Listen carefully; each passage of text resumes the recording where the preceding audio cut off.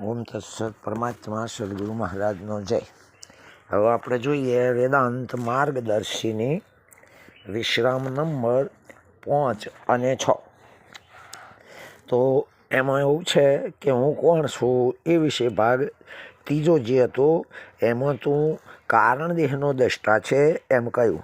હવે શિષ્ય પૂછે છે કે કારણ શરીર કોને કહેવાય?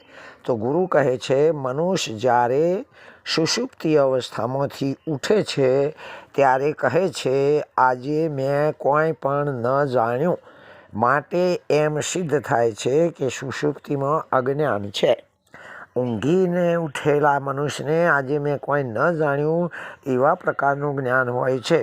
આ જ્ઞાન અનુભવરૂપ નથી, પણ સુષુપ્તિ સમયે અનુભવ કરેલા અજ્ઞાનની સ્મૃતિ છે, અને તે સ્મૃતિનો વિષય ઊંઘમાં અનુભવ કરેલું અજ્ઞાન છે. નંબર 2, જાગ્રત અવસ્થામાં પણ હું બ્રહ્મને જાણતો નથી. હું કોણ છું તેની મને પોતાને ખબર નથી. હું આ જાણતો નથી. અહીં હું અમુક જાણતો નથી. એ ન જાણવા રૂપ અનુભવનો વિષય પણ અજ્ઞાન છે. સ્વપ્નનું કારણ નિંદ્રારૂપ અજ્ઞાન છે. આવા પ્રકારનું જે અજ્ઞાન તેને કારણ દેહ કહે છે. અજ્ઞાન એટલે પ્રકાશ રહિતપણું. પોતે પ્રકાશ રહિત બની સ્વાશ્રયને અપ્રકાશિત બનાવે તેનું નામ અજ્ઞાન. જેમ ઘરનું અંધારું પોતે અપ્રકાશિત રહી ઘરમાં રહેલા સઘળા પદાર્થોને તથા ઘરને પ્રકાશિત રહિત કરે છે, એમ આ અજ્ઞાન બ્રહ્મને આશ્રિત રહી બ્રહ્મને જ ઢોકે છે. શાસ્ત્રમાં આ પક્ષને સ્વ આશ્રય સ્વ વિષય કહે છે. આશ્રયત્વ વિષયત્વ એમ. મતલબ કે જેને આશ્રય રહે છે તેને જ ઢોકે છે, અર્થાત જોવા દેતું નથી. જોવા દેતું નથી.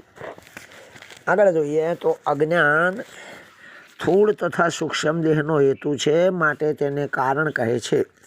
અને તત્વજ્ઞાનથી આ જ્ઞાન નિવૃત્ત થાય છે, માટે તેને દેહ કહે છે. શિષ્ય પૂછે છે કારણ દેહ હું નથી અને કારણ દેહ મારો નથી એ નિશ્ચય કઈ રીતે થાય? તો ગુરુ કહે છે હું જાણું છું અને હું નથી જાણતો. આવી જે અંતઃકરણની વૃત્તિઓ છે તે વૃત્તિઓને તેના વિષય સહિત હું જાણું છું. માટે આ કારણ દેહ હું નથી અને તે અજ્ઞાનનો હોવાથી મારો પણ નથી. કારણ દેહ પોતે જ અજ્ઞાન છે. છતાં તે અજ્ઞાન તો છે એમ કહ્યું. તેથી એમ નથી સમજવાનું કે અજ્ઞાન અને તેનો કારણ દેહ જુદા હોય, પરંતુ જેમ રાહુ એક જ શરીરનું નામ છે, એ શરીરથી ઉપરથી મસ્તક અને ધડ બે જુદો પડી જવાથી મસ્તક ભાગને રાહુ કહે છે અને ધડ ભાગને કેતુ કહે છે. એમાં રાહુને રાહુનું મસ્તક કહે છે અને રાહુ અને મસ્તક એક જ છે. એમ કારણ દેહ અને અજ્ઞાન એક જ છે એમ સમજવાનું છે. હું તે કારણ દેહને જાણું છું, માટે તે હું નથી અને તે અજ્ઞાનનો હોવાથી મારો પણ નથી. હું તેને જાણવાવાળો દ્રષ્ટા ઘટદ્રષ્ટાની પેઠે તે કારણ દેહથી જુદો છું એવી રીતે નિશ્ચય કરવો. આમ હું કારણ દેહનો દ્રષ્ટા છું એવો નિશ્ચય થાય છે. જોઈએ કે હું કોણ છું. ભેગો વિશ્રામ 6 એ વિશે ભાગ 4. તું પંચકોશાતીત છે એવો જવાબ મળ્યો. શિષ્ય પૂછે છે પંચકોશાતીત એટલે શું? ગુરુ કહે છે 5 કોષથી અતીત એટલે રહિત, નામ જુદો. શિષ્ય પૂછે છે કોષ એટલે શું? ગુરુ કહે કોષ એટલે ઢોકણ. તલવારને રાખવાનું મ્યાન એને કોષ કહે છે. ધનના ભંડારને કોષ કહે છે, કોઠાર કહેતા. કોશેટા નામના કીડાના ઘરને પણ કોષ કહે છે. અને તે ત્રણેય જેમ તલવારને, ધનને અને કીડાને ઢોકે છે, એમ આ 5 કોષ આત્માને ઢોકે છે, માટે તેમને કોષ કહેવાય છે. શિષ્ય પૂછે એ 5 કોષના નામ શું છે? તો ગુરુ કહે છે અન્નમય, પ્રાણમય, મનોમય, વિજ્ઞાનમય અને આનંદમય એ 5 કોષના નામ છે.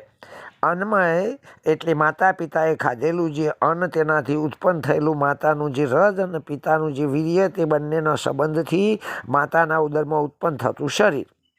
જન્મ થયા પછી માતાના સ્તનપાનાદિકથી દૂધરૂપ અન્નથી જે વૃદ્ધિ પામે છે અને વળી મરણ પછી તે થોડ શરીર અન્નમય પૃથ્વીમાં પણ લય પામે છે.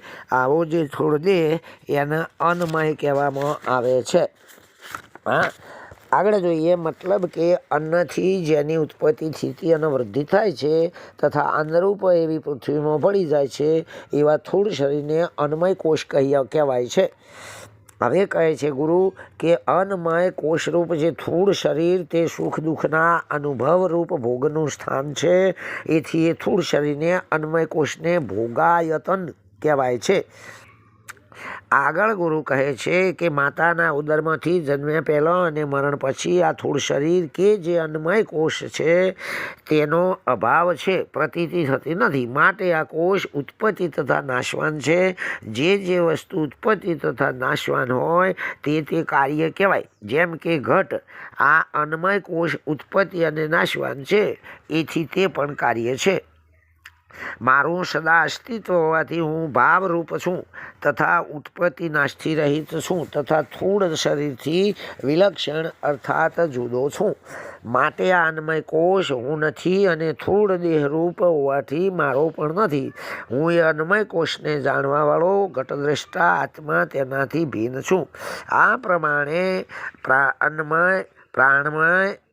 પ્રાણમય એટલે 5 કર્મેન્દ્રિયો સહિત 5 પ્રાણને પ્રાણમય કોષ કહેવાય છે.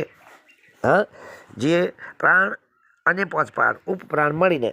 હવે આગળ વિચારીએ તો જે 5 ઉપપ્રાણ તો નાગ, કર્મ, કૃમ, કૃકલ, દેવદત્ત અને ધનંજય એ 5 ઉપપ્રાણ છે. હા, આગળ આપણે થોડો આનો અભ્યાસ કરી લીધો છે. આ પ્રમાણે આગળ જોઈએ. પ્રાણમય કોષથી હું જુદો છું એ રીતે સમજાય છે.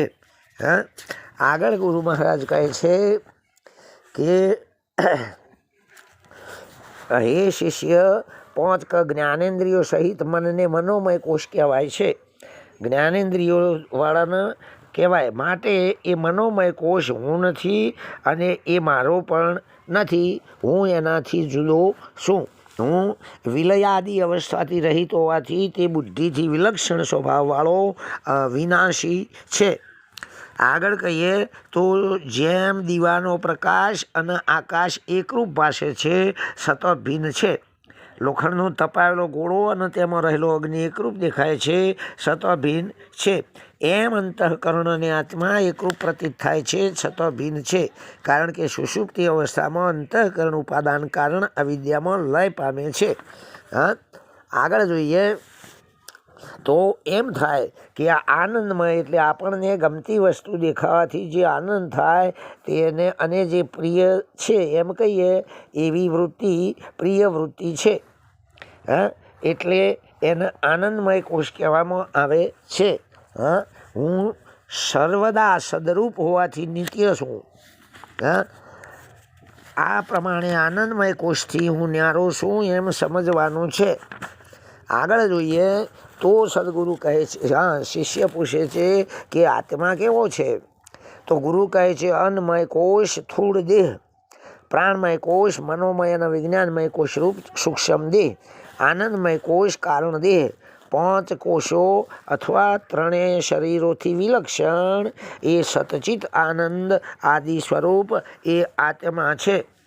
હા, આગળ એના માટે થોડું કહેવામાં આવ્યું કે થોડ દેહ કો ભાન ન હોવઈ સ્વપ્નમાં અહીં લખી આત્મજ્ઞાન, સૂક્ષ્મ જ્ઞાન સુષુપ્તિ સમય નહીં, સુખ સ્વરૂપ વહી આત્મભાન, भाषण भय समाधि अवस्था निरावरण आत्म न अज्ञान, ऐसे 3 देह ब्रह्म व्यभिचारी आत्म अनुगत न्यारो जान. आ विचार सागर में पण लख्यु छे आम पंचकोश ते आत्म न्यारो जानीशु जानहु ब्रह्म स्वरूप तातई भिन्न जो देखी सुनिए सो मानहु मिथ्या ब्रह्मकूप. ओम तत्सत. परमात्मा सद्गुरु महाराज नो जय.